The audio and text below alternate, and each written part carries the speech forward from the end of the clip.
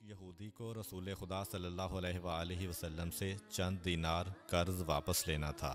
ایک دن آپ راستے میں جا رہے تھے کہ وہ یہودی آپ کے پاس آیا اور اس نے کہا، جب تک آپ میرا قرض ادا نہیں کریں گے اس وقت تک میں آپ کو یہاں سے نہیں جانے دوں گا۔ نبی اکرم صلی اللہ علیہ وآلہ وسلم نے فرمایا، اس وقت ادائیگی کے لیے میرے پاس کچھ بھی نہیں ہے۔ یہودی نے کہا، جب تک آپ میرا قرض واپس نہیں دیں گے میں بھی آپ کو یہاں سے جانے نہیں دوں گا۔ آپ نے فرمایا، اگر یہ بات ہے تو میں تیرے ساتھ یہیں بیٹھ جاتا ہوں۔ یہ کہہ کر آپ اس کے ساتھ بیٹھ گئے۔ جیسے جیسے وقت گزرتا گیا آپ کے صحابہ وہاں جمع ہوتے گئے۔ جب انہوں نے یہودی کی یہ جسارت دیکھی تو انہوں نے اس کو سزا دینے کا ارادہ کیا۔ آپ نے انہیں ہر طرح کی تادیبی کارروائی سے روک دیا اور فرمایا کہ تم دور چلے جاؤ۔ حکم رسول کے تحت صحابہ دور چلے گئے۔ سورج لمحہ بلمحہ گرم ہو رہا تھا اور اس کی تپش سے آپ کو اذیت پہنچ رہی تھی، یہاں تک کہ آپ کے چہرہ اطہر سے پسینہ بہنے لگا۔ اس کے باوجود آپ نے کسی طرح کے غصہ کا اظہار نہ کیا اور کوئی سخت جملہ نہ کہا۔ آپ سارا دن وہیں بیٹھے رہے اور ظہر، عصر اور مغرب و عشاء کی نمازیں وہیں پڑھیں۔ پھر رات چھا گئی۔ آپ نے رات بھی وہیں بسر کی اور فجر کی نماز بھی وہیں پڑھی۔ صحابہ یہودی کو ڈرانے دھمکانے لگے۔ آپ نے فرمایا، تم اس سے یہ کیسا سلوک کر رہے ہو؟ صحابہ نے کہا، یا رسول اللہ، اس کی یہ جرت کہ آپ کو یرغمال بنا کر اپنے پاس بٹھا لے۔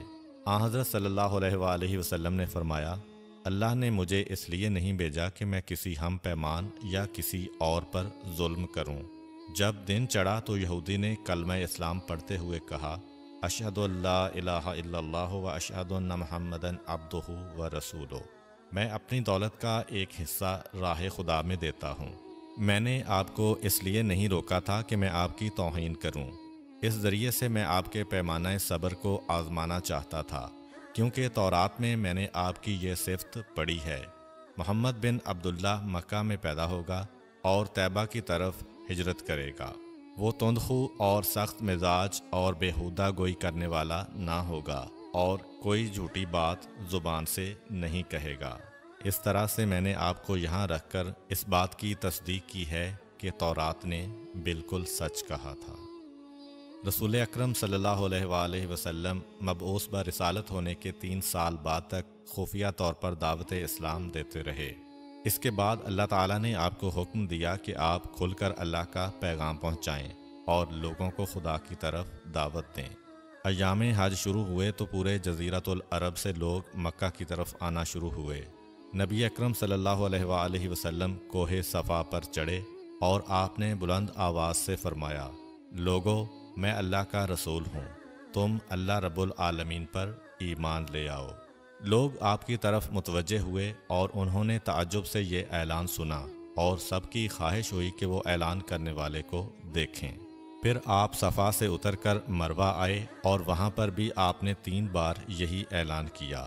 جب ابو جہل نے آن حضرت صلی اللہ علیہ وآلہ وسلم کا یہ اعلان سنا تو اسے سخت غصہ آیا۔ اس نے زمین سے ایک پتھر اٹھا کر آپ کی پیشانی پر مارا، جس سے آپ کی پیشانی زخمی ہو گئی، خون بہنے لگا اور آپ کا پورا چہرہ لہو لہان ہو گیا۔ اس کے بعد تمام مشرکین آپ کو پتھر مارنے لگے۔ نبی اکرم صلی اللہ علیہ وآلہ وسلم مجبور ہو کر کوہ ابو قبیس پر چڑھ گئے اور ایک چٹان کے پیچھے جا کر چھپ گئے۔ مشرکین نے بھی آپ کا تعاقب کیا لیکن آپ انہیں کہیں دکھائی نہ دیے۔ ناکام و نامراد ہو کر انہیں واپس آنا پڑا۔ اسی اثناء میں ایک شخص نے حضرت علی علیہ السلام کو اس واقعہ کی اطلاع دی اور کہا کہ میرا خیال یہ ہے کہ محمد مارے جا چکے ہیں، نعوذ باللہ۔ یہ سن کر حضرت علی علیہ السلام کو شدید دکھ ہوا اور آپ ام المومنین حضرت خدیجۃ الکبریٰ سلام اللہ علیہا کے پاس آئے اور ان سے کہا، میں نے سنا ہے کہ مشرکین نے رسول خدا صلی اللہ علیہ وآلہ وسلم پر سنگ باری کی ہے اور بعض لوگوں کا یہ گمان ہے کہ نبی اکرم شہید ہو گئے ہیں۔ آپ روٹی پانی اٹھائیں اور میرے ساتھ انہیں تلاش کرنے کے لیے چلیں، ممکن ہے ہمیں ان کا کہیں نشان مل جائے۔ آپ وادی پر نظر رکھیں اور میں پہاڑ کے دامن میں آپ صلی اللہ علیہ وآلہ وسلم کو تلاش کرتا ہوں۔ آپ روتے ہوئے آگے بڑھے اور آپ کہہ رہے تھے، یا رسول اللہ، ہمیں جواب دیں آپ کہاں ہیں؟ میری روح آپ پر قربان، آپ کس وادی میں بھوکے پیاسے ہیں؟ آپ نے مجھے اپنے ساتھ کیوں نہ لیا تھا؟ حضرت خدیجہ رو رو کر فریاد کر رہی تھیں، کوئی ہے جو نبی مصطفیٰ کی مجھے خبر دے؟ کیا کسی نے انہیں دیکھا ہے جو مجھے ان کے متعلق بتلائے؟ اس وقت جبریل امین علیہ السلام رسول خدا صلی اللہ علیہ وآلہ وسلم پر نازل ہوئے۔ ان کے پیچھے ملائکہ کی بہت سی صفیں تھیں۔ انہوں نے آن حضرت صلی اللہ علیہ وآلہ وسلم سے کہا، خداوند جبار نے ہمیں آپ کے فرمان کی تعمیل کے لیے بھیجا ہے۔ اگر آپ چاہیں تو ہم اس قوم کو تباہ کر دیں گے اور ان کا دنیا میں کہیں نام و نشان تک دکھائی نہ دے گا۔ رحمت للعالمین نے فرمایا، میں نبی رحمت بنا کر بھیجا گیا ہوں، میں عذاب و انتقام کا حامی نہیں ہوں۔ پروردگار میری قوم کو معاف کر دے، وہ مجھے جانتے نہیں ہیں۔ جبریل امین علیہ السلام نے آن حضرت صلی اللہ علیہ وآلہ وسلم سے کہا، خدیجہ سلام اللہ علیہا آپ کو تلاش کر رہی ہیں۔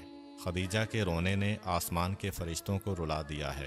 آپ انہیں جواب دیں، خدا کی طرف سے اور ہماری طرف سے انہیں سلام پہنچائیں اور انہیں جنت کی بشارت دیں۔ نبی اکرم صلی اللہ علیہ وآلہ وسلم نے خدیجہ و علی کو صدا دی اور انہیں اپنے پاس بلایا۔ دونوں شخصیات آپ کی خدمت میں حاضر ہوئیں۔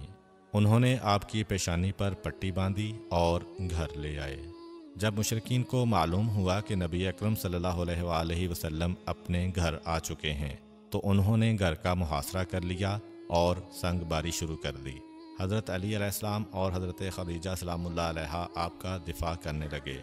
جب سنگ باری میں معمولی سا وقفہ ہوا تو حضرت خدیجہ گھر سے نکلیں اور انہوں نے چیخ کر کہا، فرزندان قریش، کیا تم سے حیا رخصت ہو گئی ہے؟ تم اپنے قبیلہ کی معزز اور محترم خاتون کے گھر پر سنگ باری کرنے لگے ہو۔ اگر تمہیں خدا کا خوف نہیں ہے تو دوسرے لوگوں کو اپنے اوپر ہنسنے کا موقع نہ دو اور اپنے لیے ہمیشہ کی ذلت و بدنامی تو نہ خریدو۔ جب مشرکین نے حضرت خدیجہ سلام اللہ علیہا کی گفتگو سنی تو ندامت کے مارے ان کے سر جھک گئے اور وہ شرمندہ ہو کر اپنے گھروں کو چلے گئے۔ نبی اکرم صلی اللہ علیہ وآلہ وسلم نے دعوت اسلام کا آغاز ان روح فرسا واقعات کے ساتھ کیا تھا۔ آپ پر کروڑوں سلام ہوں۔ آپ نے لوگوں کو گمراہی و ضلالت سے بچانے کے لیے قدم قدم پر تکالیف اٹھائیں